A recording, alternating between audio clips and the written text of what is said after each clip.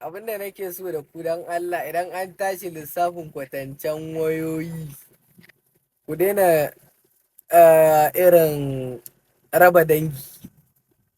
Abin da nake da nufi da raba dangi a nan shine wayoyi fa a duniya guda biyu ne, da Android kun ji na ƙara S sai kuma iPhone. To ita Android wadda kuka ji na ƙara S, irin kun ga duk abin da kuka ga koda a sentence ne na English, if you know you know, koda a sentence ne na English abun aka ƙara sai S at the end kuma ba a yi apostrophe ba a yi komai ba, yana nufin abun plenty ne kenan, yana da yawa, ana magana akan plural.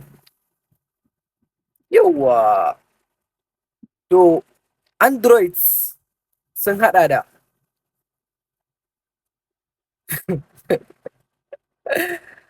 Johnny da Bibo da Tekino